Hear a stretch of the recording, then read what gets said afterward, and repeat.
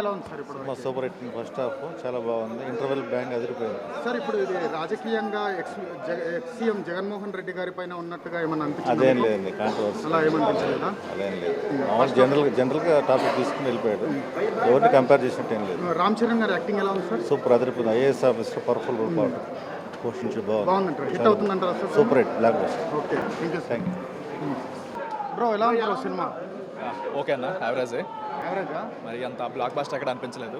So black buster అక్కడ అనిపించలేదు అన్న.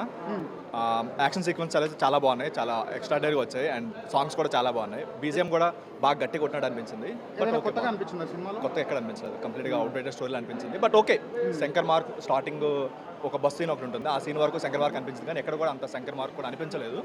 ఇంటర్వల్ బ్లాక్ ఒకటి, ఆ ట్విస్ట్ ఒకటి బాగుంది అంతే. కానీ ఒక ప్రాబ్లం ఏంటంటే ఆల్రెడీ ట్విట్టర్లో 2-3 days బ్యాక్ లీక్ అయింది కదా. సో అది తెలుసుకుని ఎవరైనా వచ్చిన మాత్రం డిసప్పాయింట్ అవుతారు. అది తెలుగుని మాత్రం చాలా వావ్ ఫ్యాక్టర్లో ఉంటుంది. ఒకటే బాగుంది. ఇక్కడ ఎక్స్ సీఎం జగన్మోహన్ రెడ్డి గారి లాగా చూపించారు అంటున్నారు. అది చూపించమని కాదు, థియేటర్లో చాలా మంది అరుస్తున్నారు కూడా జగన్ జగన్ అని చెప్పి. బట్ అది వేరు, ఇది వేరు. శంకర్ మార్క్ ఏమాత్రం లేదా మూవీలో? ఒకప్పుడు శంకర్ మార్క్ మూవీలా ఉంది. అంటే ఆల్రెడీ మనం అవుట్డేటెడ్ స్టోరీ అనేది చూసినట్టుంది కాబట్టి కొంచెం అవుట్డేటెడ్లా అనిపించింది. బట్ ఓకే, ఇప్పటి వరకు అయితే బాగానే ఉంది.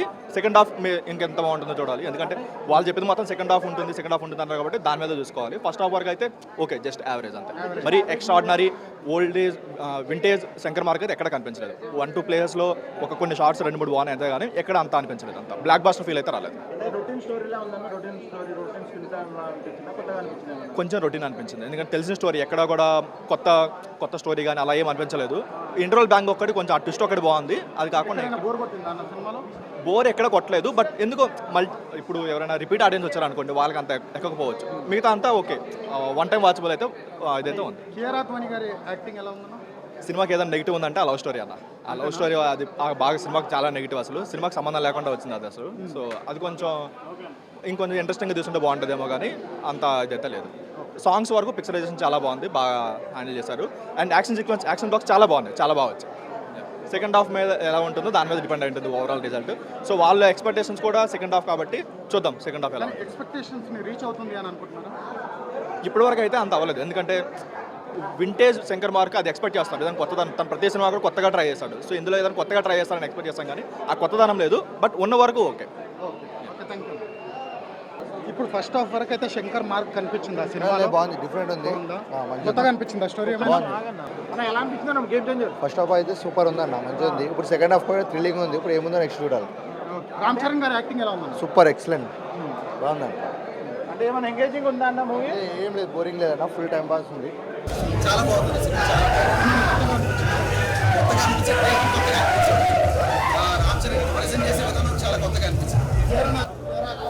వీరరాఘవన్ గారు చాలా బాగున్నారు.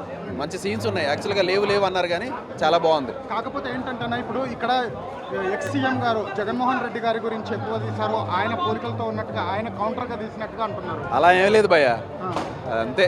అలా అనుకుంటారు, వీళ్ళ ఫ్యాన్స్ ఉంటారు, వాళ్ళని అనుకుంటారు, వాళ్ళ ఫ్యాన్స్ అనుకుంటారు. అలా ఏం లేదు అసలు. Nothing, there is nothing like that. కొత్తగా అనిపించింది సినిమా, చాలా కొత్తగా అనిపించింది. టేకింగ్ బాగుంది, సీన్స్ బాగున్నాయి. యాక్చువల్గా హీరోని ప్రెజెంట్ చేసే విధానం చాలా బాగుంది. చాలా బ్లాక్ బస్టర్ అవుతుందంటారా? బ్లాక్ బస్టర్, ఇప్పటికే బ్లాక్ బస్టర్ అయింది. Nice, thank you. శంకర్ గారికి మంచి కంబ్యాక్ మూవీ అవుతుంది. సో ఒక పాట అయితే పెట్టలేదు, ఎందుకంటే శంకర్ గారి విజనరీ ప్రకారంగా మధ్యలో ఒక 2 weeks తర్వాత పెట్టచ్చు. చాలా బాగుంటుంది. డ్యాన్స్ పర్లేదు, చాలా బాగా డ్యాన్స్ వేయడం అయితే జరిగింది. రామ్ చరణ్కి ఒక మంచి ఫిలిం, RRR తర్వాత మంచి ఫిలిం అనేది.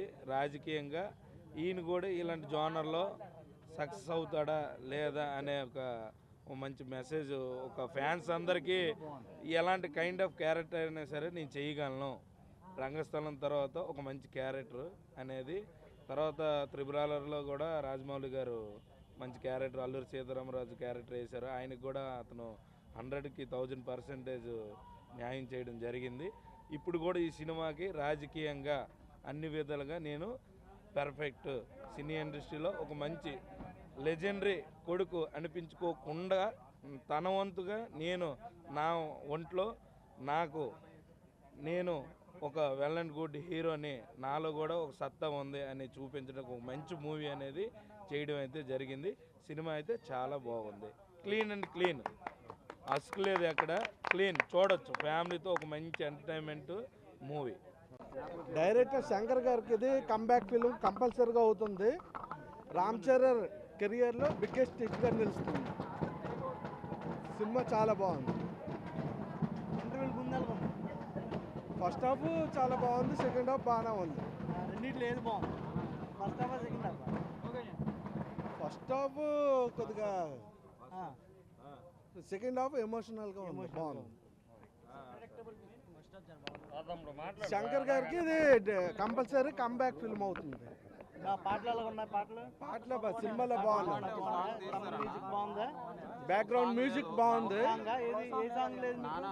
నానా హైరానా వేయలేదు, బ్యాక్గ్రౌండ్ బాగానే ఉంది, మ్యూజిక్. Cinema super.